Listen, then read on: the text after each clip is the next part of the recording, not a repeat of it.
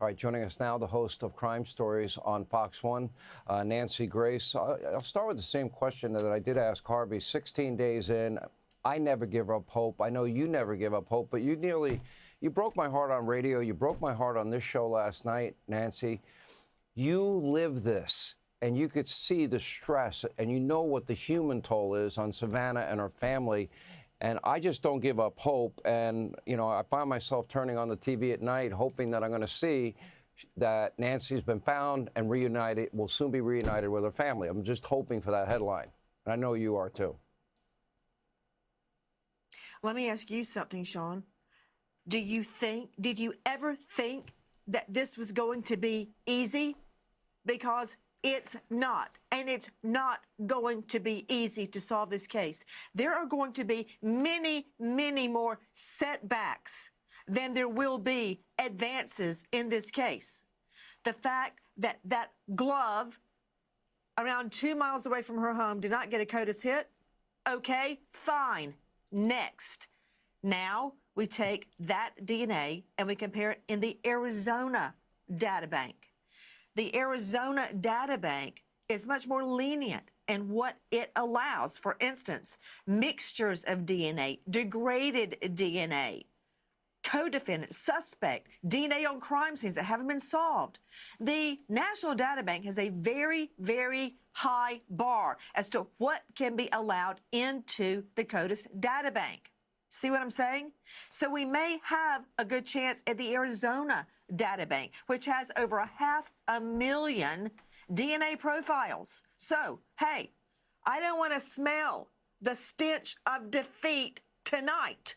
This is just starting. This is one setback. And let me talk to you some more about DNA. And I have tried many DNA cases. The DNA in the home has yet to be mined. Think about it, Sean. You and I, frame for frame, we looked at the porch guy. Remember? Do you remember? Yes, he had on gloves, but he kept touching the holster of his gun. And more important, he kept touching the bite light, which was drenched in his saliva. Now, let's follow that through to its logical conclusion, Sean. He touches that glove. Then he takes that glove and he touches the doorknob. Remember at the get-go, the lights were on in the front of her home, which is unusual. He turned on the light switch. He opened her doorknob after drenching his hand with saliva.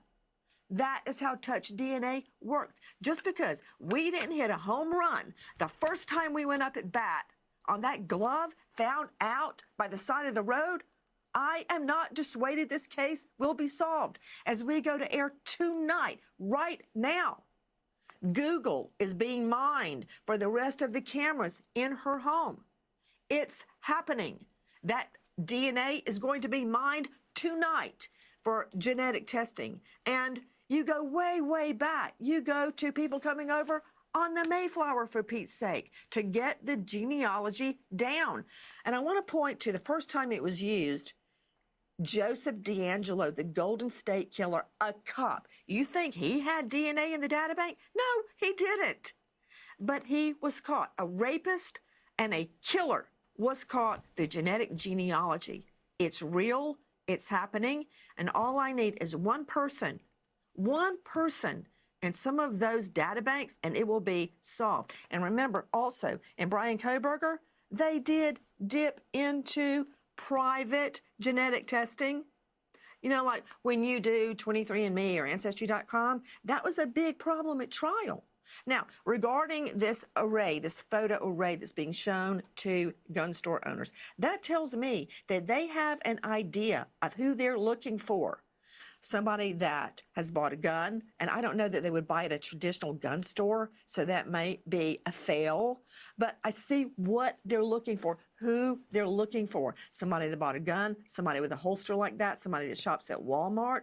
We're narrowing it down. It's going to happen, Sean. We are going to find this guy. One more thing I want to talk about regarding DNA, how they find it. Remember when that tent was erected around the front of Nancy Guthrie's porch?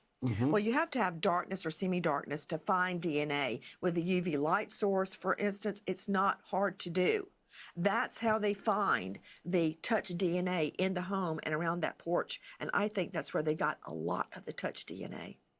What do you think of the 4 letters? Because they got more specific and they all had the same Bitcoin account and gave more details, including as close to proof of life as we've gotten in the entire case in that last letter yesterday to Harvey Levin. One thing I find encouraging about those letters is the fact that they never offered inconsistent details. They added details, but they were never inconsistent. There is no way authorities can ignore the letters being sent to TMZ. But now, for Pete's sake, the reward is up to $200,000. A private lawyer, last name I think is Hoopy, is putting up, a PI lawyer is putting up $100,000. So to hey with the Bitcoin, you know something? Go get the $200,000 reward. There's no way they can ignore those. It's a rat ratting out a rat. They cannot ignore that. They must chase it down. And you're right. It is a gumshoe at this point. What's wrong with that? I've walked through many a housing project at 10 o'clock at night looking for witnesses and more. What is wrong with that? That's the way cases are solved. And that's how this is going to get solved. You know, you're a wealth of knowledge and hope, and your hope springs out of real life experience and real trauma. We really appreciate you. Nancy Grace, thank you. Hey, Sean Hannity here. Hey, click here to subscribe to Fox News YouTube page and catch our hottest interviews and most compelling analysis. You will not get it anywhere else.